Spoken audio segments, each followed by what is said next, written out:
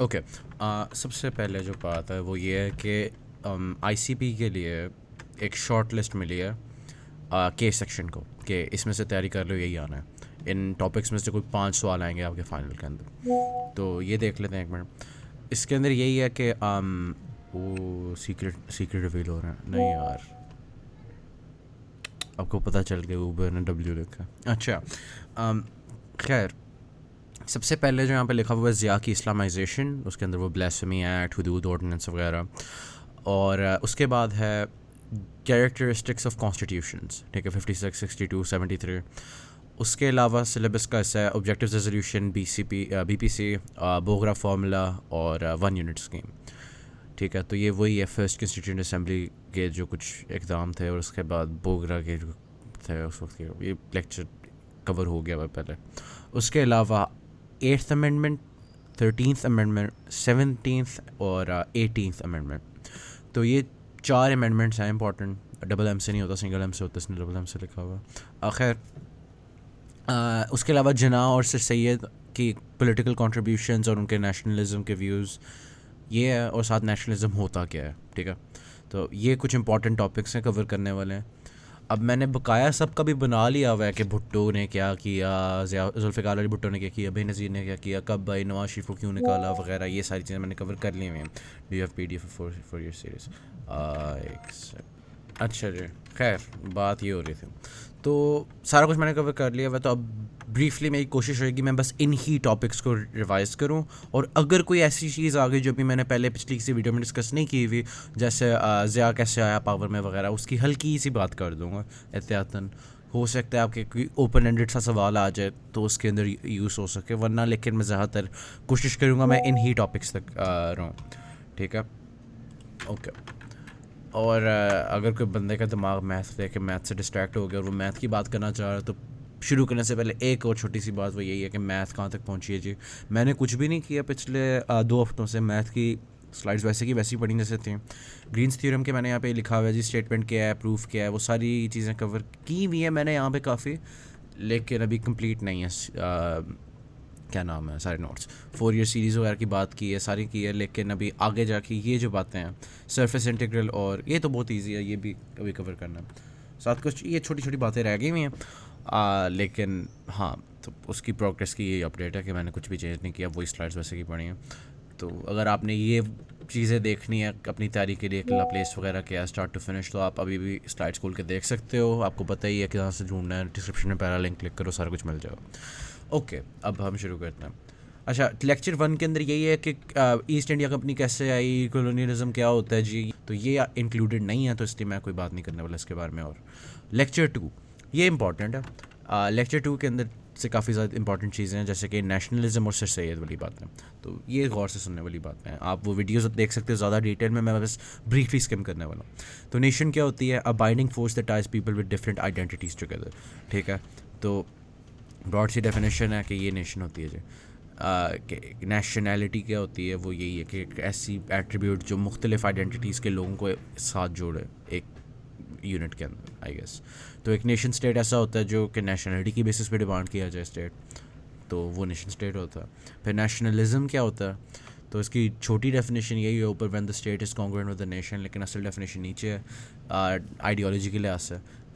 वो यही है कि nationalism is an ideology based on the premise that the individual's loyalty and devotion to the nation state surpasses other individual और group interests, कि नेशन ही सारा कुछ है, बकाया सारी चीज़ें हैं ही, ठीक है। तो ये नेशनलिज्म होता है। उसके अलावा ये छोटी सी डिस्टिंक्शन होती है कि इंडियन मुस्लिम नेशनलिस्ट भी थे और इंडियन नेशनलिस्ट मुस्लिम्स भी थे। वो यही है कि इंडियंस जो मुस्लिम नेशनलिस्ट थे वो लेफ़्ट साइड पे हैं, और जो इंडियन नेशनलिस्ट थे लेकिन मुस्लिम हैपनस्टेंस में बस ऐसे ही थे, मतलब उनकी आइडियोलॉजी इंडियन नेशनलिज्म थी लेकिन वो थे मुस्लिम्स, तो वो राइट साइड पे, कोई ख़ास बात नहीं है। तो अच्छा, हाँ सॉरी, बार बार इंटरप्शन आ रही है। खैर जो भी है, अब सर सैयद अहमद ख़ान के अंदर घुसते हैं हम। हॉट। तो उनको सर का लक़ब कैसे मिला जी? यही है कि रिबेलियन के वक्त उन्होंने बिजनौर में जब कुछ ब्रिटिश सिविलियंस थे उनके ऊपर अटैक होने वाला था, जो वहाँ के मतलब एमी वर्कर्स वगैरह थे, कोर्ट्स वगैरह के, तो तब उन्होंने ना रिपोर्ट की थी कि यार यहाँ पे आ रहे हैं, वो देखो यार बगावत करने वाले सारे आ रहे हैं, वो आ रहे हैं इंडियंस वगैरह मारने आप लोगों को, तो आप लोग निकल जाएं। तो इस तरह से जब उन्होंने उनकी मदद की थी, जान बचाई थी, तो इसके लिए उनको सर का लक़ब मिला था जी। तो यहाँ पे इनकी जो इम्पोर्टेंट कंट्रीब्यूशन है सबसे, वो यही है अलीगढ़ मूवमेंट की।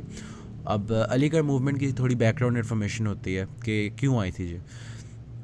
तो उस वक्त जो थे काफ़ी फतवे पड़े हुए थे कि ये इंग्लिश एजुकेशन वगैरह नहीं लेनी, और इसकी वजह से ये भी हुआ था कि मुस्लिम्स को एजुकेशन फिर नहीं मिली, उन्होंने नहीं ली तो नहीं मिली, तो वो बैकवर्ड्स रह गए थे, इकोनॉमिकली भी स्ट्रगल कर रहे थे, सोशली भी स्ट्रगल कर रहे थे, उनके ख़िलाफ़ मतलब डिस्क्रिमिनेशन भी हो रही थी लीगली स्पीकिंग।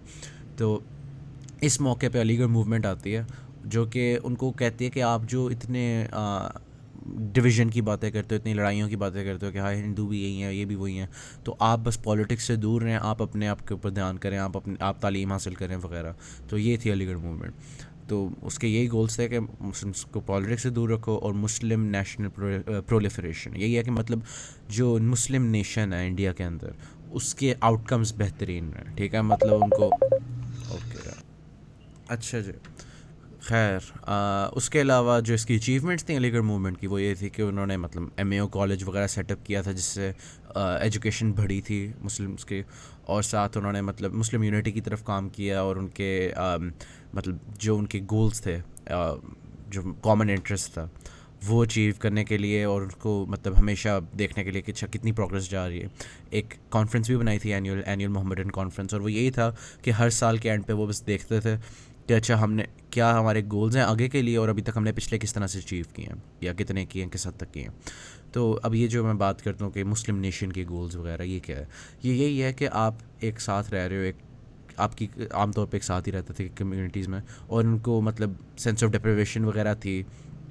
तो वो जो मतलब कॉमन इंटरेस्ट की बात है कि हमें पॉलिटिकल रिप्रेजेंटेशन मिले, हमें मतलब एजुकेशन मिले, हमें पैसे मिले वगैरह, तो ये तो हर किसी की कॉमन इंसान की वांट होती है ना। तो यही है कि बस मतलब जो उनकी एकोनॉमिक हालत है और उनकी जो एजुकेशनल क्वालिटी है, एजुकेशनल अटेनमेंट है, इन चीज़ों में इजाफा हो, तो यही इनके गोल्स आमतौर पे हुआ करते थे, और ज़्यादातर ये एजुकेशन वगैरह के ऊपर ही फोकस करते थे। तो ये अलीगढ़ मूवमेंट थी, 1875 में थे। इसको याद रखने का बड़ा आसान तरीका है कि 57 को उल्टा कर दो, 1857 रिबेलियन हुआ था, उसको उल्टा कर दो, तो हाँ, क्योंकि रिबेलियन के इफेक्ट्स का उल्टा है, फिलोसॉफिकल हो गया। अच्छा हाँ, खैर एजुकेशनल सर्विसेज आगे बात है। अच्छा हाँ, इनकी काफ़ी सर्विसेज थी जी, कि सोशियो कल्चरल हैं, पॉलिटिकल हैं, लिटरेरी, एजुकेशनल है। तो एजुकेशनल के अंदर पहले भी बात हो गई है एमएओ की, अब से सैयद की बात हो रही है, अलीगढ़ की बात नहीं हो रही। तो खैर उसके अंदर वो ऑब्वियसली लिंक्ड है। खैर 1864 के अंदर उन्होंने एक साइंटिफिक सोसाइटी बनाई थी जो कि वेस्टर्न नॉलेज को ट्रांसलेट करती थी। तो ये भी एक उनकी एजुकेशनल सर्विस थे। खैर उसके अलावा अलीगढ़ इंस्टीट्यूट गज़ट थी, उसके अंदर वगैरह ये चीज़ें पब्लिश होती थी। और फिर एक चीज़ थी रिसाला तहज़ीबुल अखलाक, तो ये बस मतलब सोशल रिफॉर्म्स वगैरह के बारे में बात करते थे। तो मतलब लिटरेरी सा एक बस था कि मुझे ये आजकल के मुसलमानों में चीज़ गलत नज़र आती है वगैरह, ये चीज़ ठीक करो, ये चीज़ ठीक करो। तो बेसिकली बस सोशल क्रिटिक वगैरह के लिए था ये। तो ये भी उनकी एक चीज़ थी। वैसे मेरा ख्याल है ज़्यादा सोशियो कल्चरल में आनी चाहिए इसकी जगह, लेकिन खैर आपकी मर्ज़ी, जहाँ मर्ज़ी कैटेगराइज़ करो। तो ये भी एक चीज़ उन्होंने की थी। उसके अलावा लिटरेरी सर्विसेज के अंदर आई थी तारीख़ सरकश ज़िला बिजनौर। तो ये वही है कि एक छोटी सी उनकी अकाउंट था हिस्ट्री का, कि जो डिस्ट्रिक्ट ऑफ बिजनौर था वहाँ पे बगावत किस तरह से हुई, क्या हुआ था वहाँ पे, तो उसके बारे में उन्होंने कुछ लिखा था। खैर उसके अलावा ये भी है रिसाला असबाब बगावत हिंद, तो वही इंडियन जो रेबेलियन था उसके क्या कॉजेज़ थे, उसके लिए डिस्कशन थी। तो ये भी उनकी एक लिटरेरी सर्विस थी जी। उसके अलावा खुतबात अहमदिया, वो यही था कि एक ब्लास्फेमस वर्क था जो नबी के शान में गुस्ताखी कर रहा था जी। तो उसके बाद उन्होंने उसके ख़िलाफ़ बहुत ज़्यादा लिखा था, उसको सारा मतलब केयरफुली रिकन्स्ट्रक्ट करके हर क्लेम को रिब्यूट किया था, ये जो भी है। फिर है बयानुल कलम या कलाम, पता नहीं कैसे प्रोनाउंस करते, आपने तो लिखना ही है, फ़र्क नहीं पड़ता। तो वो बस एक थियोलॉजिकल वर्क था, तो ये भी उनकी जी लिटरेरी सर्विस है। उसके अलावा पॉलिटिकल सर्विसेज आ जाती हैं। तो ज़्यादा इन्होंने काम किया था हिंदू मुस्लिम यूनिटी पे, और जो ब्रिटिश थे ना उनके साथ अच्छी तरह से रहने के लिए। तो ये वो जो गोल था, मैंने पहले ब्रीफली डिस्कस नहीं भी किया था इतनी डिटेल में, वही कि जो आपको रूल कर रहे हैं, जिनके पास ताकत है, उनके साथ तो बना के रखो ना। तो यही था। तो ये जो UIA BIA थे, ब्रिटिश इंडियन अलायंस वगैरह, ये यही था कि देखो अगर उनके पास अब ताकत आ गई है तो तस्लीम कर लो और उसके बाद उसके लिहाज से काम करो, उनके साथ बना के रखो, बिना वजह का एंटेगनाइज ना करो, अपने हकूक़ को देखो कि मिल जाए। तो ये उनकी कुछ मेजर पॉलिटिकल सर्विसेज थी। अब ये टू नेशन थ्योरी का मैंने यहाँ पर डाला हुआ है, हिंदू मुस्लिम यूनिटी भी कह रहे हैं और डिवीज़न की भी बात करें कि दो नेशन है। असल में ये जो टू नेशन थ्योरी है ना, ये एक रेट्रोस्पेक्टिव आइडिया है। असल में उस वक्त के कोई बंदा टू नेशन थ्योरी का लफ्ज़ बोलता भी नहीं था, कोई चीज़ थी ही नहीं। ये रेट्रोस्पेक्टिवली एनालिस्ट जो थे आपके पाकिस्तानी, उन्होंने ना अपने स्टेट की एग्जिस्टेंस को जस्टिफाई करने के लिए हिस्टोरिकल फिगर्स के ऊपर ही आइडिया इम्पोज किया टू नेशन थ्योरी का। ठीक है, अब ये ओपिनियन की बात नहीं है, ये फैक्ट है कि टू नेशन थ्योरी इन्होंने कभी बोली ही नहीं थी। इनको ये तो लिटरली बस हिंदू मुस्लिम यूनिटी की बात करते कि आपस में बना के रखो, और फिर भी वो मुस्लिम्स की बात करते थे। लेकिन इनके ऊपर टू नेशन थ्योरी वाली बात क्यों लगाई जाती है? क्योंकि वो खाली स्पेसिफिकली इनकी सारी जो एफर्ट्स थी ना, वो मुस्लिम्स की प्रोलिफरेशन के लिए थे, वो इंडियंस के लिए नहीं थे। तो ये इंडियन नेशनलिस्ट नहीं था, ये एक मुस्लिम नेशनलिस्ट था। तो इनके लिए जो मैटर करती थी ना, वो मुस्लिम नेशन की आउटकम्स थे। तो इसीलिए इनको टू नेशन थ्योरी से लिंक किया जाता। तो आप तो ये जो बीच में कन्फ्यूजन थी कि यार ये डिवीज़न की बात भी करें और ये भी करें, तो इसका क्या मतलब है? तो यही है। आगे उर्दू हिंदी कंट्रोवर्सी के अंदर उन्होंने ऑब्वियसली उर्दू में लिखते भी रहे हैं, हमने पढ़ी हुई हैं FSC वगैरह के अंदर इनकी राइटिंग्स, तो उर्दू को सपोर्ट करते थे जी। उसके अलावा मुस्लिम्स को जैसे वही वाली बात, पॉलिटिक्स दूर रखा था, हिपोक्रेट ना हो तो आगे जाके उनकी पॉलिटिक्स की बातें हो रही है कि क्रिटिसिज्म ऑफ कांग्रेस रेजोल्यूशंस। तो रेजोल्यूशन जो कांग्रेस पास करता था कि यार जॉइंट इलेक्ट्रेट होना चाहिए, कंपेटिटिव एग्जाम्स होना चाहिए, मेरिट की बेस के ऊपर होना चाहिए, जो वो बात करते थे कि मुस्लिम्स को रिजर्व सीट्स वगैरह मिल जाएँ या फिर उनको इस तरह से हो जाए, ये नहीं होना चाहिए, खाली मेरिट देखना चाहिए, वरना इस तरह से आपको नल्ले से लोग मिल जाएंगे। तो लेकिन ये बात करते थे कि नहीं, हमें रिप्रेजेंटेशन चाहिए, इस तरह से हमारी कम्युनिटी को अपलिफ्ट करो, चाहे वो इतने अच्छे नाम ही हो जितने एक इंडियन है, सॉरी जितना एक हिंदू है। ठीक है, तो यही बात है कि वो मतलब मुस्लिम इनकी पॉलिटिक्स के अंदर भी हर बात यही होती थी आखिर में जाके कि मुस्लिम्स को रिप्रेजेंटेशन मिले, मुस्लिम्स की आउटकम्स बेहतर हो, उनको इकोनॉमिक प्रोलिफरेशन मिले वगैरह। तो इसीलिए सर सैयद को एक मुस्लिम नेशनलिस्ट कंसिडर किया जाता है और वो एक इसलिए टू नेशन थ्योरी के साथ लिंक होते हैं यहाँ पर। ठीक है, आगे बात है सोशियो कल्चरल सर्विसेज की। तो वही वाली बात कम्यूनल हारमनी और कल्चरल ट्रांसफॉर्मेशन की, कि जो रिसाला बनाया था तहज़ीबुल अखलाक का, उसके अंदर वो एडवोकेसी करते थे आपस में अच्छी तरह से रहने की, और आपके जो नेगेटिव एटीट्यूड्स थे उनको करेक्ट करते थे। तो ये हो गया सर सैयद। ठीक है, तो सर सैयद के बारे में हमने काफ़ी बात कर ली है, और नेशनलिज्म भी होपफुली आपको समझ आ गया होगा इसी की वजह से। तो अब अगर आपसे सर सैयद के नेशनलिज्म के बारे में सवाल आए, जो कि आने के चांसेस हैं, वो शॉर्ट लिस्ट के अंदर लिखा हुआ है, तो प्रॉबली वो होएगा, उसके मतलब हो जाएगा आपसे। खैर आगे, अब ये कुछ बातें हैं हिस्टोरिकल। शिमला डेप्यूटेशन क्या थी, AML कैसे फॉर्मुलेट हुई थी, फॉर्म पता नहीं क्या बोलेंगे, फॉर्मुलेट क्या लो, आई गेस पता नहीं, फॉर्म हुई थी, वाह W यार मुझे बोलना आता। आगे इकबाल भी कोई थे, उसके बारे में कोई यहाँ पे शॉर्ट लिस्ट में जिक्र नहीं है, तो हम भी बात नहीं करेंगे। उसको मूवी कौन लगाता है, यही है बस जी भाई, वो पोइट्री करता था, बड़ा कूल था, खुद ही का कॉन्सेप्ट करता था, नीचे की नकल करता था, फ्रेडरिक नीचे की को प्लेजराइज करके जीत जाता था, और पॉलिटिकल करियर में उसने थोड़ा सा काम किया था, बस ये था इकबाल। वाह कितना कूल है। खैर ये जो AML कैसे फॉर्म हुई, शिमला डेप्यूटेशन हुई, मुझे शॉर्ट लिस्ट में नज़र नहीं आ रहा, देखना है देख लो, अगर नहीं देखना डिटेल में टॉपिक्स देखने हैं तो आप इनकी रिस्पेक्टिव वीडियोस देख सकते हो। अब आगे लेक्चर 4 की बात है, जिना। हो इसके बारे में तो डिटेल में करनी पड़ेगी बात। ठीक है, ये यहाँ पे लिखा हुआ है जिना, तो इसके बारे में डिटेल में ही बात करेंगे, ये पूरा ही लेक्चर पढ़ाएंगे। तो यही है, इसकी ज़्यादा डिटेल मैंने वैसे वीडियो में इसकी जिना वाली वीडियो में कवर की हुई है, लेकिन फिर भी ब्रीफली कर लेता। INC ज्वाइन की थी 1911 में, फिर all India Muslim league join कर ली 1913 में। लखनऊ पैक्ट होता है, लखनऊ पैक्ट क्या था, वो बस यही था कि कांग्रेस के अंदर भी थे ना INC, और AIML All India Muslim League, इन दोनों पार्टीज़ के अंदर ये थे, और इन दोनों के मतलब आपस में इख्तिलाफ होते थे पॉलिटिकल, लेकिन जिन्ना इन दोनों पार्टीज़ में थे। तो जिन्ना ने इनके एक जॉइंट सेशन करवाने में बड़ी मदद अदा की थी, ये आगे लिखा भी हुआ है कि एक जॉइंट सेशन था लखनऊ में, और उनका एम बस ये था कि एक मतलब एक यूनाइटेड फ्रंट रहे कि देखो हम दोनों चाहे डिसएग्री भी करते हो, लेकिन हम आपस में इस बात पे साथ है कि हमें पॉलिटिकल रिफॉर्म्स चाहिए ब्रिटिश गवर्नमेंट से।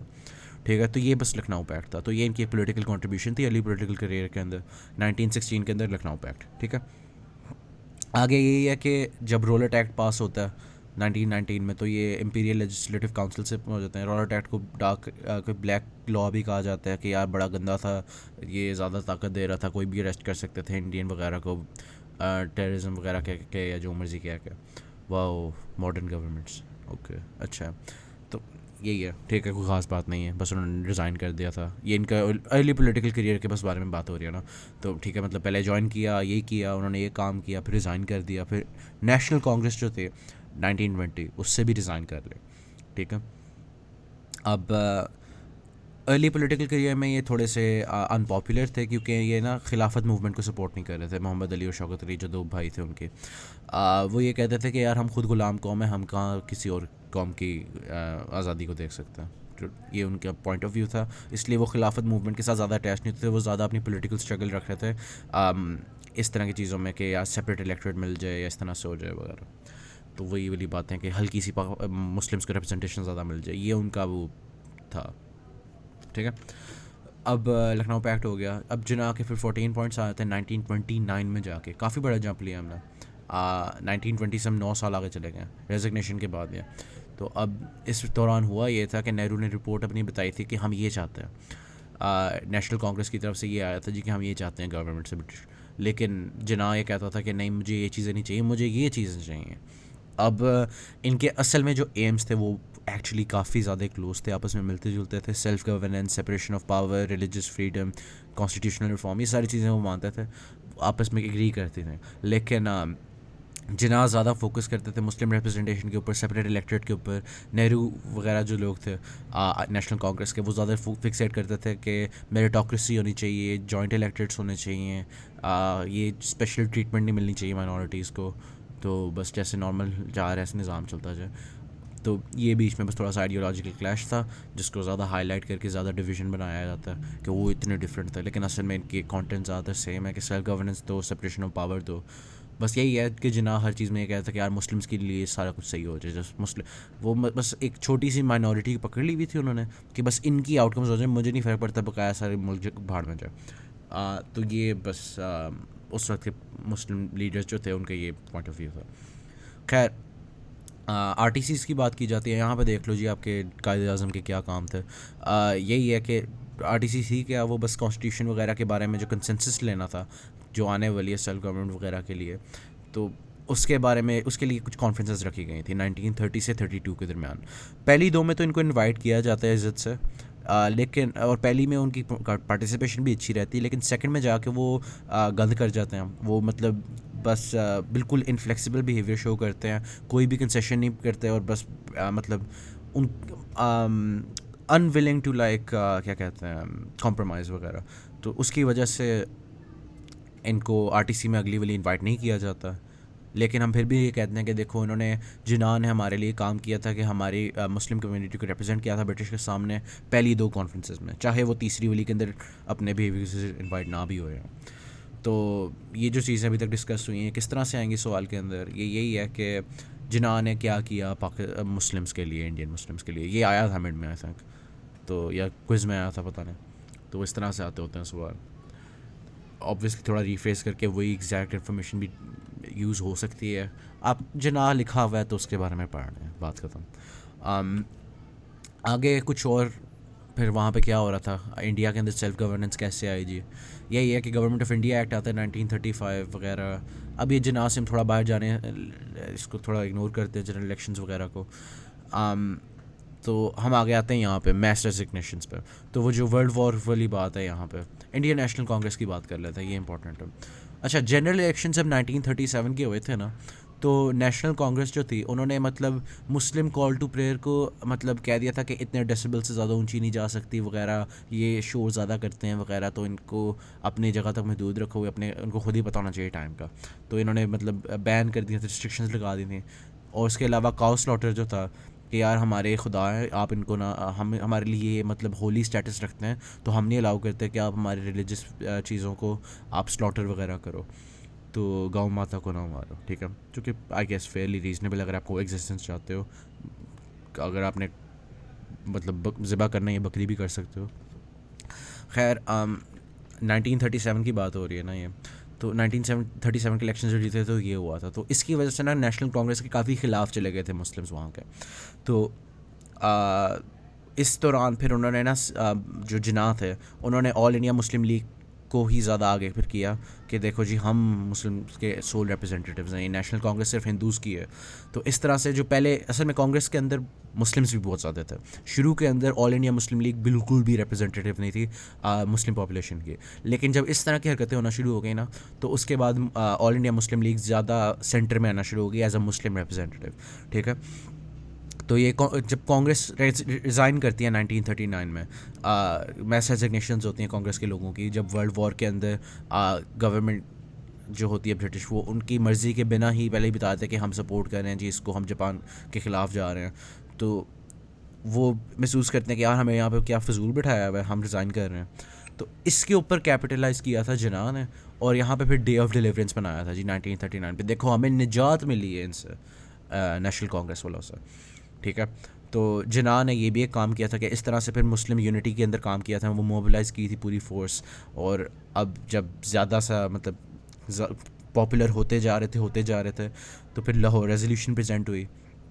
आपको पता ही है ये तब हुई थी, वो जो हम पहले बात करते थे सर सैयद ने जो बनाई थी चीज़, कहाँ गया ये एनुअल मोहम्मदन कॉन्फ्रेंस, इसी के दौरान एक कोई पता नहीं कौन सा सेशन चल रहा था, तो तब जाके प्रेजेंट हुई थी 1940 की जो लाहौर रेजोल्यूशन है। तो ये देखो आपस में चीज़ें लिंक्ड है, हिस्ट्री लिंक्ड होती है आपस में, कैसी बात। खैर ये लाहौर रेजोल्यूशन हो गई। आगे civil disobedience all India Muslim League ने अनाउंस कर दी कि हम नहीं बात मानते, आप क्या दफ़ा हो जो। ठीक है, फिर क्रिप्स मिशन आया, जिन्ना ने एग्री किया, तो साथ ही नेशनल कांग्रेस ने कहा फिर हमें नहीं मंजूर। तो इस तरह से आगे चली गई बात।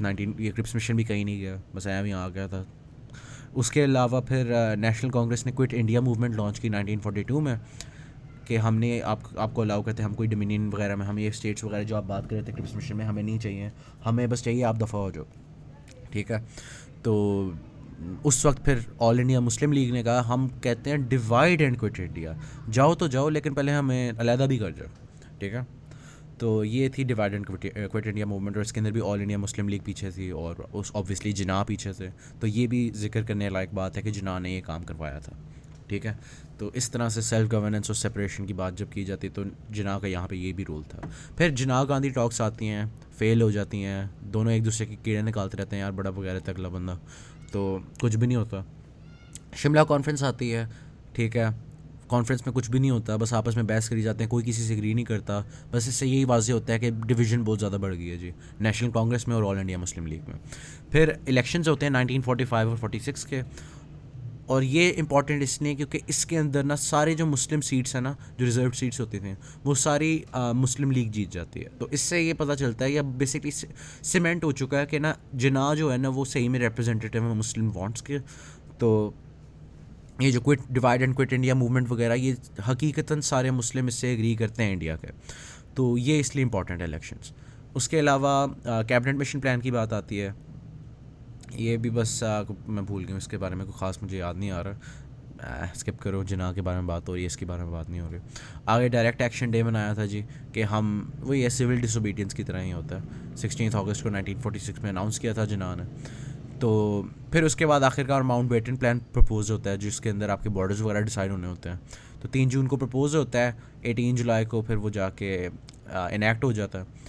फिर वो शुरू होते हैं जी, ठीक है सारा काम हो रहा है जी, तो ट्रांसफ़र ऑफ पावर हो जाता है 14 अगस्त 1947 में। तो इस तरह से अब पाकिस्तान इंडिया से अलहदा हो जाता है। ठीक है, और आगे ये वाली बातें जिटा की कि बाद में क्या किया वगैरह, तो ये गवर्नर जनरल रहे थे, फिर वो बड़े अच्छे थे जी, उनकी वजह से ही तो सारे चैलेंजेस बच रहे। लेकिन बाद में फिर जब मर गए 9/11 में, उफ 9/11 के वाक़े में जिन्ना मर गए। ठीक है, तो ये हुआ था कि वो मर गए थे, कैसी बात। खैर अब हमने क्या कवर कर लिया, हमने ये कवर कर लिया। ओ भाई ये रहा, हाँ ये लो यार, नहीं काला नहीं लाल, लाल नेशनलिज्म भी कवर कर लिया, जिन्ना भी कर लिया, सर सैयद भी कर लिया। ठीक है, हम कितने अच्छे हैं। अब आगे बात आएगी इसकी objectives, resolution, BPC, Bogra formula 1 unit scheme, ये वो वाला लेक्चर है अब आगे। ठीक है, तो यही है। ये व्हाट इज़ द स्टेट, इसको मिस कराओ, ये इसको मिस कराओ, सारा कुछ मिस कराओ, कॉन्स्टिट्यूशन क्या होती है ये भी नहीं शॉर्टेस्ट में आया, ये भी नहीं आई हुई चीज़ें शॉर्ट लिस्ट के अंदर। तो अब हम सीधा लेक्चर 7 पे आते हैं। तो लेक्चर 7 के अंदर फर्स्ट कंस्टिट्यूएंट असेंबली के बारे में हमें कुछ बताया जाता है कि पाकिस्तान के ट्रांसफ़र ऑफ पावर से पहले ही 14 अगस्त से भी पहले फर्स्ट कंस्टिट्यूएंट असेंबली जो होती है ना पाकिस्तान की, वो बन भी गई होती है, उसका पहला सेशन भी हो जाता है। और उसके अंदर ये होता है कि कायदे आज़म को यूनानिमसली इलेक्ट किया जाता है as a president constituent assembly का, ठीक है। तो अब ये चल रहा है वगैरह, फिर वो मर जाते हैं बीच में, जो मर्जी है। 1949 में जाके ना ऑब्जेक्टिव रेजोल्यूशन पेश होता है इसी कंस्टिट्यूएंट असेंबली के अंदर। तो लियाकत अली ख़ान प्रेजेंट करते हैं जी मार्च 7 पे, और आपको पता ही है ये क्या कहती है, मैंने पहले भी काफ़ी बार कवर किया हुआ है, तो आप वो देख सकते हो कि ज़्यादा डिटेल चाहते हो।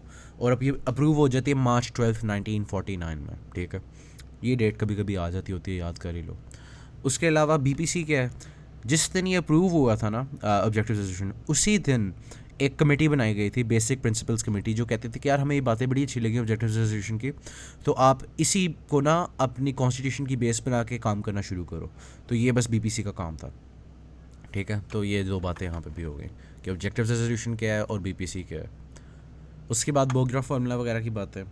खैर अच्छा, ये वैसे मेरा ख्याल है बताने लायक बातें हैं, क्योंकि ये कॉन्स्टिट्यूशंस के बारे में हमें काफ़ी बताती हैं बातें। तो ये जो 56, 62 और 73, तो मेरा ख्याल है ये भी बताना चाहिए कि कैसे बनी, कैसे आई वगैरह, ये जो डिसोल्यूशन वगैरह हुई, तो वो भी ब्रीफली बता देता हूँ। यही है कि फाइनल ड्राफ्ट तो तैयार हो गया था 1954 में, लेकिन फिर डिज़ोल्व हो गई थी असेंबली। 56 में जाके आया था ना पहला कॉन्स्टिट्यूशन, 54 में कंप्लीट भी हो गया हुआ, लेकिन वो कभी भी इनैक्ट नहीं हुआ, वो वाली ड्राफ्ट उधर ही पड़ी रह गई, पूरी भी हो गई थी जब तक। उसकी वजह ये थी कि डिज़ोल्व हो गई थी कंस्टिट्यूएंट असेंबली। अब ये जो पहली कंस्टिट्यूएंट असेंबली थी, डिज़ोल्व क्यों हुई, इसके पीछे कुछ वजह हैं, वो यही हैं। सबसे पहले कुछ बैकग्राउंड इन्फॉर्मेशन, सारी बातें भूल जाओ। जब अनाउंस किया गया था ना कि उर्दू जो होगी हमारी नेशनल लैंग्वेज होएगी जी, तो उस वक्त लैंग्वेज राइट्स चलना शुरू हो गई थी कि क्योंकि वहाँ के जो बंगाली वाली साइड पे लोग थे वो काफ़ी नेशनलिस्टिक थे एथनिकली, और वो अपनी लैंग्वेज और अपनी कल्चर के ऊपर काफ़ी ज़्यादा कॉम्प्रोमाइज़ नहीं करना चाहते थे। तो वो बस कहते थे कि हमारी लैंग्वेज को भी रिप्रेजेंटेशन मिले, ये क्या है बस आप उर्दू रख रहे हो। तो आगे उसके अलावा ये भी था, उस वक्त काफ़ी प्रोटेस्ट भी चल रहे थे लाहौर के अंदर वगैरह, काफ़ी ज़्यादा पॉलिटिकल इंस्टेबिलिटी चल रही थी। तो जो उस वक्त का गवर्नर जनरल था ना ग़ुलाम मोहम्मद, उसने ना जो उस वक्त का प्राइम मिनिस्टर था नाज़िमुद्दीन, उसको उतार दिया था। उसने कहा था कि ये फिट नहीं है, ये जो मसले पाकिस्तान के अंदर चल रहे हैं ना उनको हैंडल करने के लिए, तो उसकी जगह उसने बोगरा लगवा दिया था। 1953 के अंदर हुआ था। तो अब ये जो आगे हम बात करेंगे बोगरा फार्मूला वगैरह, ये बोगरा, ये वो वाला बोगरा, ठीक है। अब खैर ये जो था मूव गवर्नर जनरल का, ये अलाउड था गवर्नमेंट ऑफ इंडिया एक्ट 1935 के अंडर, और अभी कॉन्स्टिट्यूशन तो बनी नहीं थी, तो वही चल रहा था थोड़ा सा कुछ चेंजेस के साथ। तो होता ये है कि जब वो देखते हैं कि गवर्नर जनरल एम ही हमारे इलेक्टेड लीडर को कॉन्स्टिट्यूएंट असेंबली के बस रिप्लेस करके बैठ गए, तो उसकी पावर्स को कम करने की कोशिश की गई थी कॉन्स्टिट्यूएंट असेंबली की तरफ से। और फिर जब उसकी पावर्स को कम करने की कोशिश की थी, तो गुलाम मोहम्मद ने कहा चलो ठीक है मैं असेंबली डिज़ोल्व कर देता हूँ। तो इसलिए ये 1954 के अंदर ही असेंबली डिज़ोल्व हो गई थी। अब फिर वही बात है तमीज़ुद्दीन केस की जी, के जो स्पीकर था पिछला, उसने चैलेंज किया, तो जस्टिस मुनीर ने कह दिया जी डॉक्ट्रिन ऑफ नेसेसिटी, हमें नहीं फ़र्क पड़ता, ये नेसेसरी था करना क्योंकि वो सही में नहीं फिट था, तो ये बस यही है। और बस उन्होंने रूलिंग दे दी थी कि जल्दी से जल्दी ना सेकंड कंस्टिट्यूएंट असेंबली बनाओ।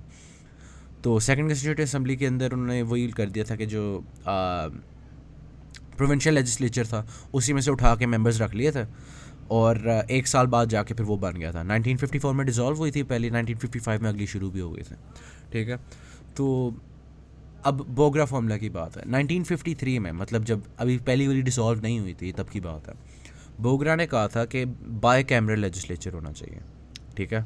अपर हाउस होए जिसके अंदर तमाम प्रोविंसेस को इक्वल रिप्रेजेंटेशन मिले, और मतलब 5 सूबे हैं तो हर किसी को 10 सीटें, और लोअर हाउस जो है उसके अंदर पॉपुलेशन की बेसिस के ऊपर रिप्रेजेंटेशन मिले। तो अभी भी यही चल रहा है, लेकिन ये 1954 वाली ड्राफ्ट के अंदर था। असली 1956 वाली कॉन्स्टिट्यूशन के अंदर ये बातें नहीं मानी गई थी, तो बोगरा फार्मूला असल में इम्प्लीमेंट नहीं हुआ।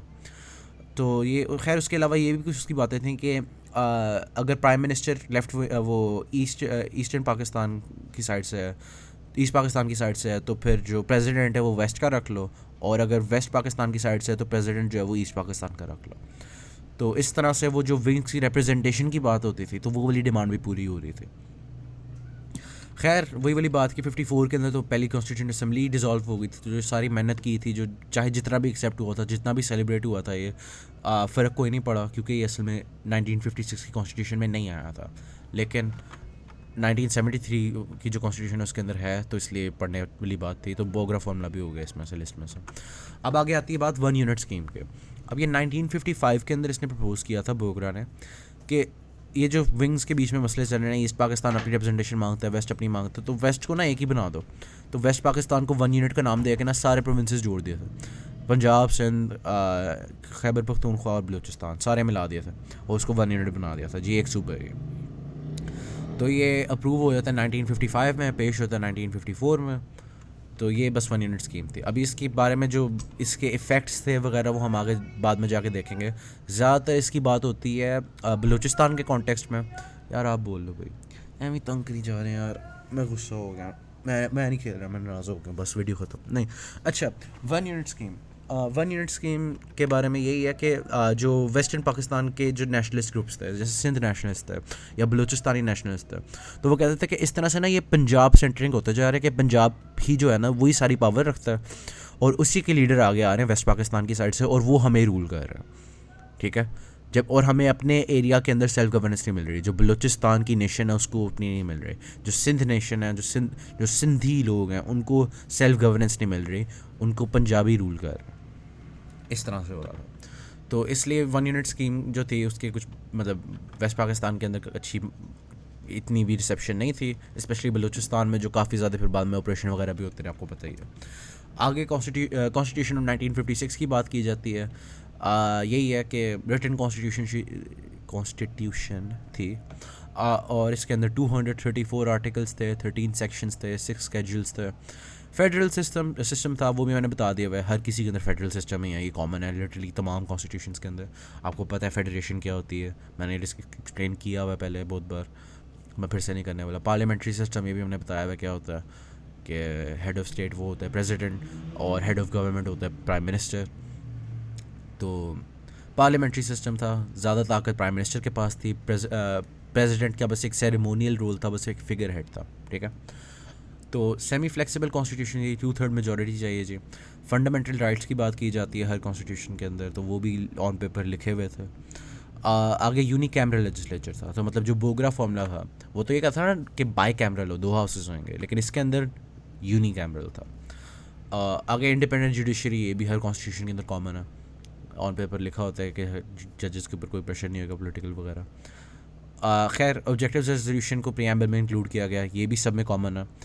उर्दू और बंगाली दोनों को नेशनल लैंग्वेजेस रखा गया, ये अगली वाली में भी कॉमन है, इसमें भी कॉमन है। और प्रेसिडेंट के पास कुछ इमरजेंसी पावर्स थे, ठीक है, बस यही है। उसके अलावा इस्लामिक प्रोविजंस की बात की जाती है, ऑब्जेक्टिव रेजोल्यूशन इंक्लूड की गई थी, तो ये जी हो गया इस्लामिक प्रोविजन। देखो हम इस्लामी टच दे रहे हैं, इस्लाम को स्टेट रिलीजन कह दिया, कोई भी कुरान और सुन्ना की टीचिंग्स के खिलाफ लॉ नहीं पास हो सकता, और मुल्क का नाम है Islamic republic of Pakistan. Muslim president होगा, प्राइम मिनिस्टर मेरा ख्याल है वही था। ज़कात और वक्फ़ के लिए प्रोविजंस दी गई थी, और ये कहा गया था कि हम मुस्लिम कंट्रीज़ के साथ बना के रखेंगे जी। वैसे कॉन्स्टिट्यूशन में तो नहीं कहा जाता, पता नहीं क्यों लिखा हुआ है, लेकिन लिखवाया हुआ। खैर 1956 के अंदर ये लिखा हुआ था। अब इसके सवाल किस तरह से आ सकता है, हमें एक बार सवाल आया था मेरा ख्याल क्विज़ के अंदर, वो ये था कि 1956 और 62 के बीच में ना जो कॉन्स्टिट्यूशंस हैं उनके बीच में डिफरेंसेस बताओ और उनकी वजह बताओ।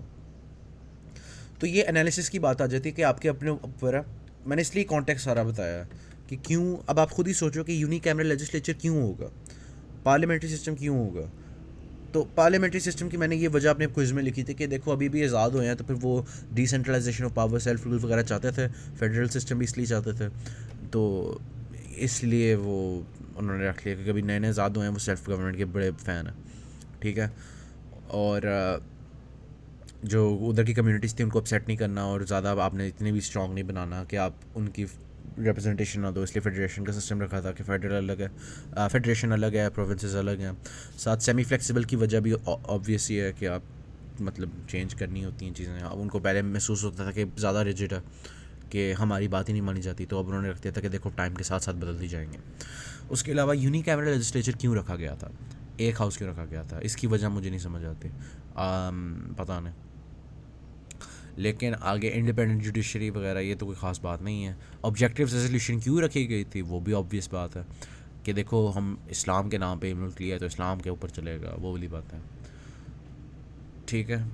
और ये इनकी तो वजह ऑब्वियस है कि ये क्यों है। खैर 62 में जब आएंगे तो जाके ज़्यादा ये सवाल क्लियर होएगा जो मैं पहले बात की है कि क्यों डिफरेंट है।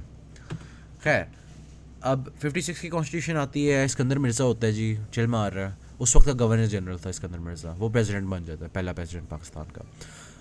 अच्छा अब मैं पूरी स्टोरी नहीं बताऊंगा, मैं बस ये कहूँगा कि मिर्ज़ा जो था ना, उसने ना, जो पाकिस्तान का पहला प्रेसिडेंट था, उसने ना कहा कि यार असल में ना बड़े बुरे हालात जा रहे हैं मुल्क के, मैं मिलिट्री को इन्वॉल्व कर देता हूँ। और उसने ना मार्शल लॉ उसने डिक्लेयर कर दिया था, पहला प्रेसिडेंट पाकिस्तान का, उसी ने मार्शल लॉ मतलब डिक्लेयर कर दिया और एब्रोगेट कर दी कॉन्स्टिट्यूशन, ठीक है। तो जो पाकिस्तान का पहला प्रेसिडेंट था, उसी ने कॉन्स्टिट्यूशन जो जिसने उसको बनाया था उसी को एब्रोगेट कर दिया, और उसने अयूब खान को CMLA लगा दिया, ठीक है, चीफ मार्शल एडमिनिस्ट्रेटर। और अयूब खान ने आके तमाम पॉलिटिकल पार्टीज़ बैन कर दी। अब आगे हमें पता ही है जी कि क्यों कहा था जी, उनका रैशनल क्या था, अयूब खान ने आके किस तरह से अपनी ताकत को मेंटेन रखा, ये भी आया था एक बार सवाल, लेकिन नहीं आएगा क्योंकि अयूब खान यहाँ पे नहीं लिखा हुआ, तो हम ये बात नहीं करेंगे। एबडो पोडो वगैरह की छोड़ दो, शार्प कमीशन वगैरह। तो अब कॉन्स्टिट्यूशन की बात आती है 1962 के, ये भी रिटन कॉन्स्टिट्यूशन थी, 250 articles, 12 section, 3 schedules. Position of president इसके अंदर ना डिफरेंट थे, प्रेसिडेंशियल सिस्टम था। अब पार्लियामेंट्री सिस्टम नहीं है कि प्रेसिडेंट बस एक फिगर हेड है, अब सारी ताकत प्रेसिडेंट के पास है। प्राइम मिनिस्टर कुछ भी नहीं है, प्राइम मिनिस्टर है ही नहीं, समझ लो, ठीक है। बस मेरा ख्याल है होता भी नहीं है, पता नहीं, हाँ नहीं होता, प्रेसिडेंशियल सिस्टम में नहीं होता, व्हाटएवर, ओके। खैर ये रिजिड कॉन्स्टिट्यूशन थी, 2/3 मेजॉरिटी प्लस प्रेसिडेंट का अप्रूवल, ठीक है। तो अगर प्रेसिडेंट अप्रूव ना करे तो कोई कॉन्स्टिट्यूशन में अमेंडमेंट नहीं आ सकती, तो ये रिजिड थे। इसके अलावा ये यूनिकैमरल लेजिस्लेचर था इसमें भी, और इसके अंदर भी उर्दू और बंगाली दोनों को नेशनल लैंग्वेजेस रखा गया था। अब इसके अंदर ना शुरू में नाम पाकिस्तान का रख दिया था इसने भाई ने, रिपब्लिक ऑफ पाकिस्तान, इस्लामिक काट दिया था, क्योंकि ये माना जाता है कि थोड़ा सा ना सेकुलर माइंडेड बंदा था, ये इतना इस्लामी टच नहीं देता था, ज़िया की तरह नहीं था। ये बस कहता था कि हम डेवलपमेंट की बात करते हैं, हम इकोनॉमी की बात करते हैं और राइट्स वगैरह की बात करते हैं। तो ये वेस्टर्न माइंडेड था, ओए इसकी वजह से इसको पुश बैक मिला था। तो बाद में जाके अमेंडमेंट की वजह से, अमेंडमेंट के तरीके से कॉन्स्टिट्यूशनल अमेंडमेंट के अंदर इस्लामिक का लफ्ज़ भी ऐड कर दिया गया था नाम के अंदर, ठीक है। तो अब इसकी क्या वजह है, ये भी मैंने बता ही दी है कि ये इस्लामी टच नहीं देता था। अब प्रेसिडेंशियल सिस्टम जो मेजर चेंज है ये क्यों आया था, तो इसके अंदर शहाब कमीशन आप बता सकते हो कि इस तरह से इसने डमी शहाब कमीशन बनाया हुआ था, अपने बंदों को खड़ा किया हुआ था, और उसने कहा था कि पॉलिटिकल अवेयरनेस नहीं है, ये पता चला, चलो ठीक है, इसका मतलब है हमें सेंट्रलाइजेशन ऑफ पावर चाहिए। और असल मतलब यही था कि वो अपनी ताकत बना रहा था कि देखो मैं प्रेसिडेंट रहूँगा और मेरे पास ताकत रहेगी सारी। तो यही इसकी वजह है।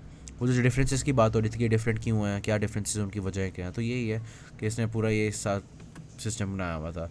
और यूनिकैमरल लेजिस्लेचर इसलिए रखा था कि यार चलो ठीक है, छोटी बॉडी होएगी, कम लोग होंगे, उनको कंट्रोल करना आसान होगा एप्टो पोटो से, तो आप इसके अंदर जो मर्जी कंजेक्चर बना दो अपने एनालिसिस के नाम पे, चलता रहेगा। इस्लामिक प्रोविजंस की बात की जाती है, वही वाली बातें हैं सारी। इस्लामिक आइडियोलॉजी काउंसिल भी रखती है एक साथ बॉडी कि आपकी एडवाइस लेंगे जी हम, और इस्लामिक रिसर्च इंस्टीट्यूट भी बनाया था जी, क्या सारी लिटरली कोई भी चीज़ चेंज नहीं। अच्छा आगे बात है सिस्टम ऑफ बेसिक डेमोक्रेसीज़ के। ये इसने एक नई चीज़ इंट्रोड्यूस कराई थी कॉन्स्टिट्यूशन 1962 के अंदर, इनडायरेक्ट इलेक्शंस के। ये भी इंपॉर्टेंट है, 62 की कॉन्स्टिट्यूशन का पार्ट ही है ये। तो उसके अंदर ये कुछ टियर्स रख लिए थे उसने भाई ने कि यूनियन काउंसिल होएगा बेसिक 3 हिस्सा, ज़्यादा से यूनियन काउंसिल्स के ऊपर होएगा, एक तहसील काउंसिल उसके ऊपर होएगा, डिस्ट्रिक्ट काउंसिल उसके ऊपर होएगा, डिविजनल एडवाइजरी काउंसिल फिर होएगा प्रोविजनल डेवलपमेंट एडवाइजरी काउंसिल। तो इस तरह से आप बस वोट करोगे अपने लोकल यूनियन काउंसिल के अंदर, जो बंदे खड़े हो रहे हैं आप उनके लिए वोट करोगे, ऊपर वाले मामला आपके नहीं हैं, वो अंदर ही होते रहेंगे इलेक्शंस कि यूनियन काउंसिल इलेक्ट करेगा, तहसील में कौन जाएगा, तहसील इलेक्ट करेगी, डिस्ट्रिक्ट का कौन सा रिप्रेजेंटेटिव होगा, इस तरह से जाता जाएगा। तो 80,000 बंदा था इसमें, ठीक है। तो ज़्यादा लोग हैं, पता नहीं तो इतने ज़्यादा लोग हैं, कैसी बात है, उफ़। तो population only votes in local elections, हाँ वही वाली बात है, ठीक है। ये बातें हो गई हैं। All these members are believe to be under Ayub Khan's control. हाँ यही है कि मतलब एबडो पोडो लगाया हुआ था, जो मर्ज़ी खिलाफ चाहता था उसको कहते थे कि करप्ट है वगैरह, तो इसको हम जेल में डाल रहे हैं, कोई पार्टिसिपेशन नहीं अलाउ करते। सिलेक्टिव एप्लीकेशन के थ्रू बस वो कंट्रोल रख रहा था। तो अयूब खान के अंदर ही था ये सारा कुछ चल रहा है। तो आप इनडायरेक्ट इलेक्शंस की वजह भी बता सकते हो कि वो करप्शन आसान हो गई थी जी। अच्छा, अब आपने जब ये लिखना तो एक लिखना है क्रिटिक्स से दैट, ठीक है, तो आपका बस एक्स्ट्रा पॉइंट इन्फ्लेट हो जाता। तो ये कॉन्स्टिट्यूशन की बात भी हो गई 1962 के। अभी तक हमने कितना कवर कर लिया, 56 हो गया, 62 हो गया, उसका कॉन्टेक्स्ट भी बात भी हो गई है कि पीछे क्या हुआ था, क्या वजह हैं जी जो चीज़ें लगी हुई हैं, कि वो क्या हो रहा है मुल्क में जिसकी वजह से हुआ है, ठीक है। आगे चलते हैं, अब आगे आते हैं ज़िया, ठीक है। तो इसको भूल जाओ, legal framework order, Bengali independence, ठीक है। असमा जिलानी केस भी था जी कोई, ये भी हुआ था, या को भी निकाला था। अब हाँ 1970 की कॉन्स्टिट्यूशन, ये है इंपॉर्टेंट। या यही है कि बांग्लादेश लैदा हो गया था, तो जल्दी से उन्होंने कहा चलो ठीक है। या को उस वक्त ना ये असमा जिलानी केस के अंदर जेल में डाल दिया गया था, हाउस अरेस्ट में डाल दिया गया था। एक्चुअली जेल में नहीं डाला था, हाउस अरेस्ट में डाल दिया गया था इलीगल कह के या के एक्शंस को। और भुट्टो को पहला सिविलियन चीफ मार्शल और एडमिनिस्ट्रेटर बना दिया गया था, जो उस वक्त आपको पता ही है यार, ये सारी बातें। अवामी लीग ज़्यादा वोट जीती थी, लेकिन हमने उनको रिप्रेजेंटेशन नहीं दी थी क्योंकि वो ईस्ट पाकिस्तानी थे। तो हमने आराम से चुप करके इसको रख दिया था भुट्टो को, क्योंकि वो लैदा हो गए थे फिर। कैसी बात है लूर। तो या को निकाल दिया था जी, भुट्टो आ गया था, भुट्टो बन गया था। तो उसने खैर शिमला एग्रीमेंट हुई थी, जंगबंदी हो गई थी जी। अब जो असल कॉन्स्टिट्यूशन की बात है, उस ये अकलौती एक कॉन्स्टिट्यूशन थी जी। देखो सारे पार्टियां एक साथ बैठी थी, सारों ने मिल के इसको अप्रूव किया था, सारों ने बड़ी जल्दी साइन कर दिया था, बड़े मतलब कंसेंसस के साथ ही कॉन्स्टिट्यूशन बनी थी, ठीक है। तो अब इसकी फ़ीचर्स की बात की जाए, ये भी एक रिटन कॉन्स्टिट्यूशन थी, 280 आर्टिकल्स, 5 स्केड्यूल्स। शुरू में 4 थे, एक अमेंडमेंट में आया था, पता नहीं। खैर federal system, bicameral parliament, ठीक है। इसके अंदर पार्लियामेंट्री सिस्टम है, बाय कैमरल लेजिस्लेचर है। ये 2 पॉइंट से लहदा है, लेकिन मैंने एक ही जगह डाला क्योंकि मैं आलसी हूँ। आगे प्रेसिडेंट प्राइम मिनिस्टर मुस्लिम्स होंगे, ये वही बातें हैं, बस फ़र्क यही है कि यार यूनिकैमरल है और प्रेसिडेंशियल की जगह पार्लियामेंट्री है, ठीक है। आगे वही बातें, Islam as state religion, Urdu as national language, Islamic law, Islamic republic of Pakistan, fundamental rights. साथ एक NFC नाम की चीज़ बनी थी जो प्रोविंसेस और फेडरेशन के दरमियान फ़ंड्स के डिस्ट्रीब्यूशन को मैनेज करने के लिए बने थे। और काउंसिल ऑफ कॉमन इंटरेस्ट था, जो मतलब वो भी एक इसी तरह से थी, फेडरेशन और प्रोविंसेस की चीज़ों को के मसले हल करने के लिए। तो इसमें ज़्यादा मतलब आई गेस प्रोविंसेस को ज़्यादा रिप्रेजेंटेशन दी जा रही है, आप कह सकते हो। उनको सेल्फ गवर्नेंस के राइट दिए जा रहे हैं। आगे सेमी रिजिड कॉन्स्टिट्यूशन थी, है वैसे चलती जा रही है, मैं क्यों ठीक कह रहा हूँ, अभी भी चल रही है। खैर ये जी कॉन्स्टिट्यूशन है वो क्या बात है। अब इसके अंदर इंपॉर्टेंट पॉइंट्स डिस्कस करने वाला है, क्योंकि कोर्स आउटलाइन के अंदर ये लिखा हुआ है, course course course course course course course course course course course कहाँ पे गया, कोर्स आउटलाइन में लिखा हुआ है कि जब आपने 1973 कॉन्स्टिट्यूशन पढ़ानी है ना, आपने साथ स्पेशल रेफरेंस देना है powers of prime minister and parliamentary system को। तो आई गेस इसका कोई सवाल आ सकता है, पता नहीं। तो ये मैंने एक स्लाइड बना दी है इसके लिए भी, कि प्राइम मिनिस्टर के पास था, आपको पता है ये पार्लियामेंट्री सिस्टम है, तो वो हेड ऑफ गवर्नमेंट होता है, हेड ऑफ स्टेट होता है प्रेसिडेंट। असल में सारी एग्जीक्यूटिव पावर होती हैं प्राइम मिनिस्टर के पास। प्रेसिडेंट बस एक एम ही बंदा होता है, बस डमी से बिठाया होता है एम शुगल के लिए। तो प्राइम मिनिस्टर जो होता है वो रिस्पॉन्सिबल होएगा chief of army staff, navy staff, chairman, joint chief, जो भी हैं ये सारी चीज़ें मुश्किल से यार वो होते हैं ना जॉइंट जो भी है फक यार इसके लिए यार, हाँ वही। तो ये जो सारे इंपॉर्टेंट लोग हैं, इनको अपॉइंट करने के लिए प्राइम मिनिस्टर इन्वॉल्व है। प्रेसिडेंट की मर्ज़ी के बिना प्राइम मिनिस्टर यूनिलैटरली डिसीजन ले सकते हैं, प्राइम मिनिस्टर का डिसीजन है, प्रेसिडेंट के पास ताकत नहीं है इसकी। आगे ये है कि अगर कोई नो कॉन्फिडेंस मूवमेंट पास होती है, मतलब मैं प्राइम मिनिस्टर बैठा हूँ, मेरे खिलाफ नो कॉन्फिडेंस मूवमेंट चलती है, जैसे बेनज़ीर की बारी चली थी और फेल हो जाती है, जैसे बेनज़ीर की बारी फेल हुई थी, तो आपके पास ताकत है कि आप नेशनल असेंबली डिज़ोल्व कर सकते हो, ठीक है। और इसके अंदर फ़र्क नहीं पड़ता कि प्रेसिडेंट डिसएग्री करता है आपसे या नहीं करता, ये प्राइम मिनिस्टर के पास ताकत है, ठीक है। उसके बाद है प्रेसिडेंट की बात। प्रेसिडेंट के पास क्या ताकत है? कोई ताकत नहीं है, एग्जीक्यूटिव पावर, कोई वीटो की पावर नहीं है। और अगर मतलब जो उसके पास बिल आते हैं जी कि ये देखो आपने अप्रूव करने सेनेट की तरफ से, अगर ये 7 दिन की एक्सपायरी की पीरियड से गुजर गया, ठीक है, इसने कोई हाँ या ना नहीं दिया, तो ऑटोमेटिकली उसको हाँ कंसिडर किया जाता है। तो इसके ओपिनियन को बेसिकली बिल्कुल भी कंसिडर नहीं किया जाता, बस एम ही उठाया हुआ है। तो मतलब मकसद ये है इसका कि प्राइम मिनिस्टर के पास ही सारी ताकत, ठीक है। लेकिन कुछ अमेंडमेंट्स आती हैं बाद में जाकर, जो कि अब यहाँ पे बहुत इंपॉर्टेंट है। इन्होंने सेपरेट पॉइंट बनाया हुआ है इन सारी अमेंडमेंट्स का, तो मैंने सारी एक साथ डाल दिए। तो 8वीं जो तरमीम थे ज़िया के दौर में आती है, अभी हम ज़िया के दौर की बात करने वाले हैं। वो उसमें एक आर्टिकल इंट्रोड्यूस कराया था, आर्टिकल 58(2)B। तो इसके अंदर ये था कि प्रेसिडेंट के पास ताकतें आ गई थी काफ़ी ज़्यादा। प्रेसिडेंट मतलब डिज़ोल्व कर सकता था नेशनल असेंबली को, प्राइम मिनिस्टर को डिसमिस कर सकता था, ये सारी ताकतें आ गई थी प्रेसिडेंट के पास, ठीक है। तो 58(2)B ये है। खैर, इसके बाद आती है 13th अमेंडमेंट। तो उसके अंदर नवाज शरीफ ने अपने दौर में इसको ख़त्म कर दिया था। फिर 17th अमेंडमेंट के अंदर इसका रिटर्न करवाया जाता है मुशर्रफ के दौर में, ठीक है। और खैर इसके अंदर और भी कुछ बातें होती हैं, मतलब मुशर्रफ अपने जो तमाम जो उसने लीगल फ्रेमवर्क ऑर्डर वगैरह निकाले हुए थे, जो भी है PCO वगैरह जो मर्जी करता रहा था, उस सब को रेट्रोस्पेक्टिवली वैलिडेट कर दिया था कॉन्स्टिट्यूशनली। तो ये अमेंडमेंट इसलिए भी इम्पॉर्टेंट है कि मुशर्रफ जो था उसने अपने सारे जो कानून बनाए थे जब कॉन्स्टिट्यूशन सस्पेंड कराई हुई थे, तो उन सब को कहते थे कि असल में सारे असल में अब लॉ आएंगे कॉन्स्टिट्यूशन के अंदर। ये आर्टिकल इंट्रोड्यूस करा के 270A, ठीक है। आगे 18th अमेंडमेंट आती है, उसके अंदर 58(2)B को फिर से जान से मार दिया जाता है, ठीक है। ये जरदारी के दौर में आया था जब मुशर्रफ चला गया था। तो जरदारी जब प्रेसिडेंट था, और वो उसका जो क्या नाम है, नाम भूल गया, खैर जो भी है, एम ई गंगल था, मुँह छोला प्राइम मिनिस्टर। ये उस दौर में जाके 18th अमेंडमेंट आई थी।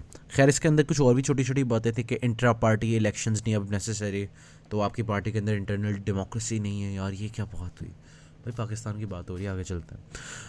खैर यही है कि बारियाँ लगाई हुई हैं। 8वीं तरमीम के अंदर ये होता है, आता है 13वीं में चला जाता है, 17वीं में आता है, 18वीं में चला जाता है 58(2)B। तो ये बेसिकली यही शो कर रहा है कि देखो प्राइम मिनिस्टर के पास ज़्यादा ताकतें हैं या प्रेसिडेंट के पास ज़्यादा ताकतें हैं। तो 8वीं तरमीम जब ज़िया की बारी थी तब प्रेसिडेंट के पास ज़्यादा ताकतें आ गई थी, लेकिन 13th के अंदर प्राइम मिनिस्टर के पास ज़्यादा आ गई थी। फिर 17th के अंदर फिर से वो प्रेसिडेंट के पास आ गई थी जब एक और डिक्टेटर आया था मुशर्रफ। और फिर 18th अमेंडमेंट जब आती है तो फिर से प्राइम मिनिस्टर जो है उसके पास ताकत आ जाती है ज़्यादा। तो ये थोड़ा सा एवं ही शुगल चल रहा है। ये अमेंडमेंट्स थी इंपॉर्टेंट। अब भुट्टो के रूल की बातें हैं जी, रिफॉर्म्स उसने लिए थे, ये उसकी नेशनलाइजेशन प्रोग्राम था जी, फॉरेन रिलेशंस अमेरिका के साथ कैसे जा, ये नहीं आना, ये नुसरत भुट्टो केस ये भी नहीं आता। अब ज़िया की थोड़ी सी बात कर लेते हैं गैस। ज़िया जो था ना वो बड़ा कुत्ते का बच्चा था, नहीं, ज़िया जो था ना वो 4 जुलाई 1977 को कू करके आता है। इसको मिलिट्री के अंदर कोड नेम दिया गया था क्यूट सा, ऑपरेशन फेयर प्ले। इसमें आके इसने भाई ने ना स्टेट ऑफ इमरजेंसी डिक्लेयर कर दी जी, खुद प्रेसिडेंट बन गया, जो मर्जी है, नहीं चीफ मार्शल एडमिनिस्ट्रेटर बना था, CMLA बना था। पॉलिटिकल पार्टी सारी बैन कर दी थी, मीडिया सेंसरशिप वगैरह लगा दी थी। तो उसके अलावा कुछ और भी डिसीजंस थे कि हाई कोर्ट जस्टिस को ना चीफ मिनिस्टर लगा दिया था हर प्रोविंस का, असेंबलियाँ डिसॉल्व करके, ताकि जुडिशरी उसके पास ही रहे, मतलब जुडिशरी के साथ बना के रखी हुई थी, उनको अच्छी अच्छी सीटें दे दी थी, ताकत दे दी थी उनको। तो ये अजीब सा काम चल रहा था। फिर PCO आता है उसका, प्रोविजनल कॉन्स्टिट्यूशनल ऑर्डर 1981 में। वो यही है जी कि भाई देखो मेरे पास ताकत आ गया, मैं अपने आप को लेजिटिमेसी लीगली प्रोवाइड कर रहा हूँ कि मैं आपका अब्बू, ठीक है। इसमें आके बस पार्लियामेंट को कहता है कि आप असल में ना कुछ भी नहीं हो, आप बस एमी शुगल हो, 350 मेंबर एमी नॉमिनेटेड हमने रखे हुए हैं, और आप बस एक एडवाइजरी बॉडी हो, आपके पास असल में कोई ताकत नहीं है मेरी मर्ज़ी के अलावा। अच्छा एक और बात है यहाँ पे कि जब ये कू करके आया था ना तो इसने कॉन्स्टिट्यूशन सस्पेंड की थी टेम्परेरीली, कहा ये हुआ था क्योंकि 1973 कॉन्स्टिट्यूशन के अंदर एक इंपॉर्टेंट क्वालिटी ये थी कि उसने डिक्लेयर किया हुआ था कि अगर कोई भी इसको एब्रोगेट करता है ना वो एक ट्रेटर है, तो उसको ट्रीजन की सज़ा दी जाएगी, उसको जान से मार दिया जाएगा, उसको हैंग टू डेथ की पनिशमेंट, ये इस तरह से कुछ लिखा हुआ है। तो इसलिए कोई एब्रोगेट कोई नहीं कर सकता। मुशर्रफ ने भी नहीं किया था, ज़िया ने भी नहीं किए थे। ज़िया ने बस, और दोनों ने आके बस ये कहा था कि हम टेम्परेरीली इसको सस्पेंड कर रहे हैं, ठीक है। तो ये हुआ था। ज़िया इस तरह से आता है, आके लेजिटिमेसी किस तरह से जीतता है वो आपको पता ही है। अफ़गानिस्तान के अंदर जिहाद डिक्लेयर कर देता है, अमेरिका से डॉलर लेता है, इस्लामी टच देता है, देखो मैं बड़ा इस्लामी बंदा हूँ। रेफरेंडम में आता है वो लिखा हुआ लंबा सा कि क्या आप पाकिस्तान का मुल्क इस्लामी प्रिंसिपल्स के लिहाज से चलाने के लिए ज़ियाउल हक़ को सपोर्ट करते हैं? तो बड़ा सा येस लिखा हुआ था, छोटा सा नो लिखा हुआ था, तो उसको येस जिसने ज़्यादा कर दिया तो ये अब प्रेसिडेंट बन गया पाकिस्तान का, ठीक है।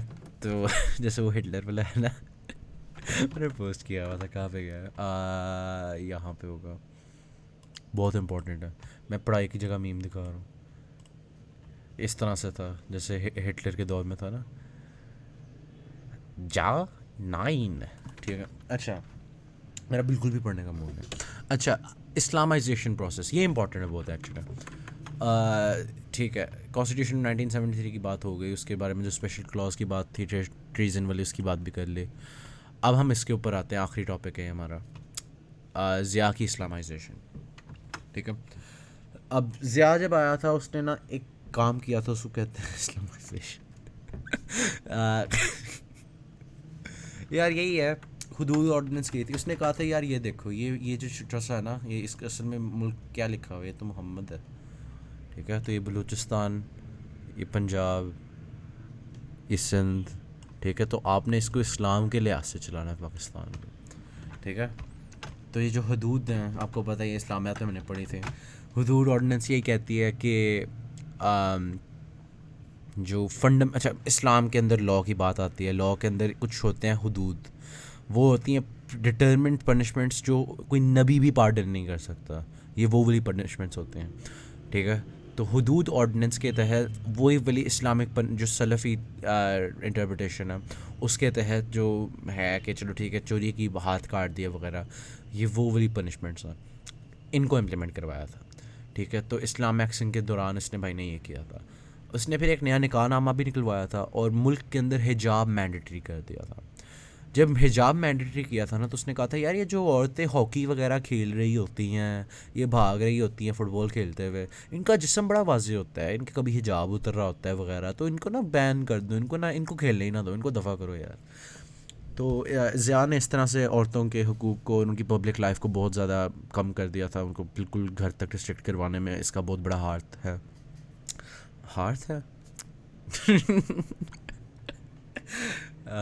फक यार, मेरा दिमाग कुकड है। अच्छा, खैर, ज़िया गंदा है। अच्छा, उसके अलावा शरीयत बेंचेस इसने बनाया था, ठीक है, जो बाद में शरीयत कोर्ट्स बन गया था, जो फेडरल शरीयत कोर्ट्स अभी भी चल रहे हैं, जो आपके डोमेस्टिक वायलेंस के कानून को पास नहीं होने देते।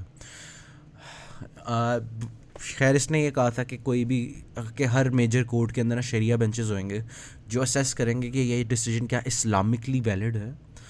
तो वो अपनी, वो जो बाबे टाइप होते हैं बरूदी से, वो अपनी मर्ज़ी का इस्लाम जो उन्होंने बनाया होता है उसके लिहाज से बताते हैं कि ये जो है ना, ये असल में इस तरह से चल रहा है, तो ये जो डोमेस्टिक वायलेंस का कानून है हम इसलिए पास नहीं होने देंगे, ठीक है। तो इनके पास ताकतें होती हैं कानून वगैरह रोकने की, और अगर कोर्ट के अंदर कोई डिसीजन आ गया उसको चैलेंज करने की, ठीक है। तो कॉन्स्टिट्यूशनल कह रहा हूँ, लेजिस्लेटिव रिव्यू वगैरह जो भी कहते हैं वो पावर है उसके पास, ये है। आगे है सैंक्टिटी ऑफ रमज़ान ऑर्डिनेंस। वो ये है कि अगर आप रमज़ान के अंदर कोई मतलब रोज़ेदारों को जाके तंग कर रहे हो वगैरह, तो उसके लिए आपको फ़ाइन होएगा और जेल भी हो सकती है थोड़ी सी।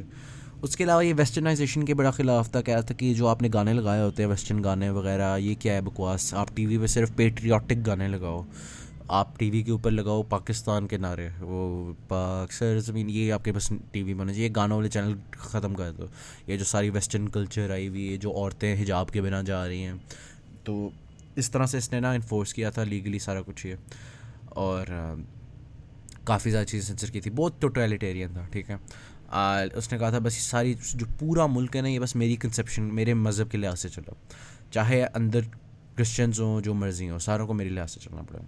अब ब्लास्फेमी ऑर्डिनेंस आई थी, फिर उसके बाद ब्लास्फेमी लॉज पहले भी एग्जिस्ट करते थे, लेकिन ज़िया ने जो किया था ना, ब्लास्फेमी लॉज तो लिटरली मतलब ब्रिटिश ने इंट्रोड्यूस किया था, लेकिन ज़िया ने जो नया काम किया था ना, वो ये था कि उन्होंने स्पेसिफिकली इस्लामिक ब्लास्फेमी के बारे में बात की थी कि आप नबियों के बारे में बात भी नहीं कर सकते, आप खलीफों के बारे में बात भी नहीं कर सकते। ये वाली जो बातें थी ना, ये ज़िया ने की थी, और इसकी वजह से ये हुआ था कि जो शिया लोग थे उनके खिलाफ बहुत ज़्यादा ब्लास्फेमी के केसेस आना शुरू हो गए, और उनको मतलब जान से मारा गया, उनकी ज़िंदगियों के काफ़ी साल छीने गए, 5 साल मिनिमम होती है सज़ा ब्लास्फेमी की। तो जो ब्लास्फेमी ऑर्डिनेंस ज़िया ने इंट्रोड्यूस कराई थी, बहुत सुन्नी सेंट्रिक थे, ठीक है, और इसकी वजह से जो शिया कम्युनिटीज़ थी वो बहुत ज़्यादा ओप्रेस हुई थी, ठीक है। आगे ये अल्कोहल और गैम्बलिंग प्रोहिबिशन की बात होती है, ठीक है, ये भी हुआ था। आगे डिसेबल्ड पर्सनस ऑर्डिनेंस है, ये एक उसकी अच्छी चीज़ थी जी, कि उनके लिए जो डिसेबल्ड लोग थे उनके लिए कुछ अच्छे काम किया था। ज़कात और उशर ऑर्डिनेंस है, यही है कि एनुअली आपके बैंक अकाउंट से खुद ही ज़कात कट जाएगी।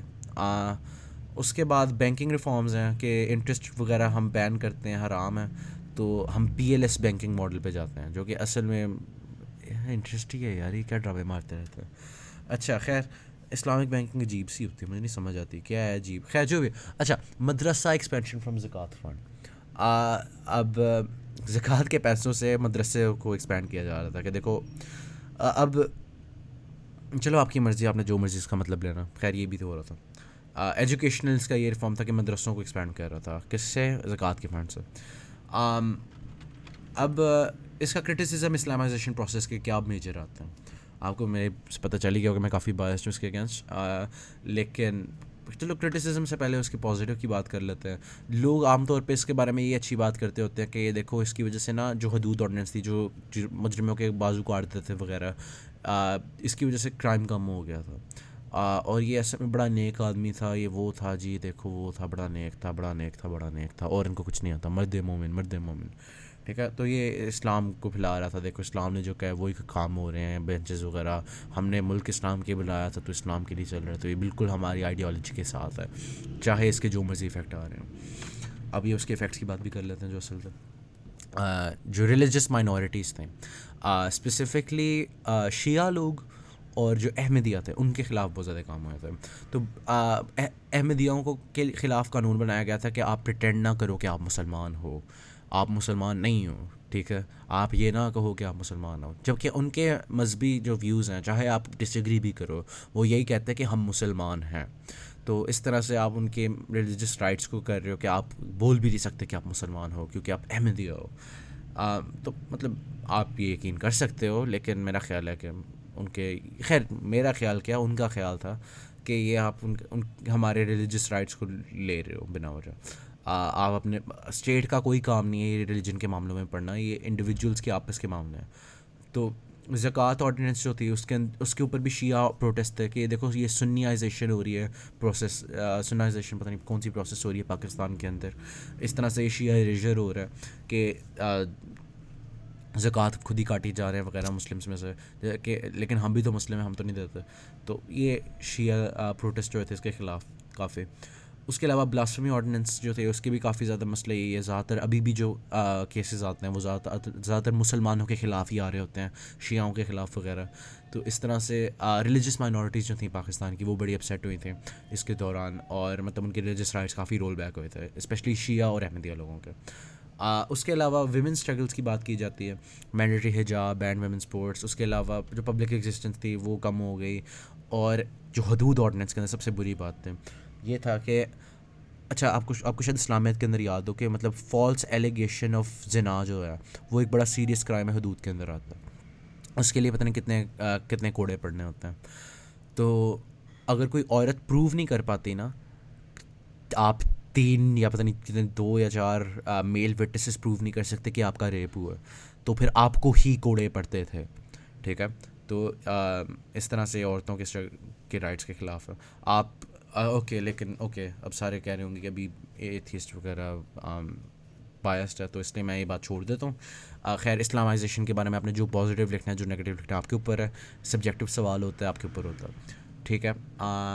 खैर, क्रिटिसिज्म जो मुख्तलिफ कम्युनिटीज़ से आ रहा था, वेमेन राइट्स एक्टिविस्ट वगैरह, वो इन चीज़ों की बेसिस पे आ रहा था, इस्लामाइजेशन प्रोसेस का, ठीक है।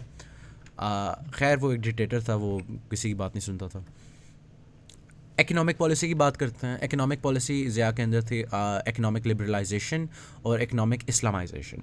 तो भुट्टो ने आके जो नेशनलाइजेशन की थी ना, कि सारे पब्लिक सेक्टर में रख लिए थे, स्कूल्स वगैरह इस तरह की चीज़ें, तो इसने कहा कि यार ये स्टेट के काम नहीं है, ये प्राइवेट सेक्टर के काम है, तो मैं ये सारे मतलब बेच देता हूँ। तो उससे ऑब्वियसली इनफ्लो भी हुआ और फिर वो लिबरलाइजेशन भी होगी इकोनॉमी की। और वो जो पहले हो रहा था कि किसी को पता ही नहीं कि जब मर्जी स्टेट हमारी कंपनियां ले ले, तो वो जो कैपिटल फ्लाइट हुआ था, और वो जो ये भी था ना कि मतलब प्राइवेट सेक्टर बड़ा मतलब स्टाइफल हो गया था उसकी वजह से, भुट्टो की वजह से। भुट्टो ने जो नेशनलाइजेशन की थी ना, उसकी वजह से आपकी जो काफ़ी ज़्यादा इंडस्ट्रीज़ थी, या फिर आपकी जैसे एजुकेशन की एग्जांपल लेते हैं, वो सारा चल रहा था सब्सिडीज़ वगैरह पे। वो सब्सिडीज़ पे चल रहा था और इनएफिशिएंटली चल रहा था, लेकिन वो फिर भी सर्वाइव कर रहा था क्योंकि गवर्नमेंट उसके अंदर पैसे फेंकी जा रही थी। लेकिन जब और प्राइवेट सेक्टर के अंदर जो दूसरी चीज़ें थी वो कम्पीट ही नहीं कर सकती क्योंकि उसके अंदर मतलब गवर्नमेंट ही पैसे डाली जा रही है, चाहे वो गलत भी काम कर रहे हो, वो इतना मार्केट के लिहाज से वो इतना अच्छी प्रोडक्ट नहीं भी दे रहे। तो इकोनॉमिक लिबरलाइजेशन का ये फ़ायदा हुआ था कि वो जो कैपिटल फ्लाइट हुआ था और वो जो मतलब इन्वेस्टमेंट बिल्कुल रुक गई हुई थी प्राइवेट सेक्टर के अंदर आपके, अब वो वापस आ गई। वो जो कैपिटल फ्लाइट हुआ था वो भी रिवर्स होना शुरू हो गया, और जो गवर्नमेंट का एक्सपेंडिचर था वो भी कम हो गया। फिर इकोनॉमिक इस्लामाइजेशन की बात आती है, PLS बेस्ड बैंकिंग, मैंडेटरी ज़कात कट्स वगैरह, ये उसके इकोनॉमिक कुछ रिफॉर्म्स थे। और फिर उसके एक पॉइंट को बड़ा रेस किया जाता है कि इसके दौर के अंदर 6.8% GNP इंक्रीज़ था। खैर इसकी वजह ये भी थी कि वहाँ पे रिमिटेंसेस बूम आया था उस दौरान, लेकिन ये उसको एट्रीब्यूट किया जाता है, काफ़ी लोग करते हैं, जबकि कुछ लोग कहते हैं कि ये सिर्फ और सिर्फ रिमिटेंसेस की वजह से था जो बूम आया था। तो ये इकोनॉमिक पॉइंट ऑफ व्यू से उसकी बातें थी। उसके अलावा जो दूसरी बातें ये नहीं इन्वॉल्व, ये बेनज़ीर वगैरह ये उसके अंदर ज़िक्र नहीं है। तो मेरा ख़्याल है ये शॉर्ट लिस्ट के अंदर जो बातें की हुई थी हमने उतनी करनी है, तो ये यहाँ तक ही रखते हैं वीडियो।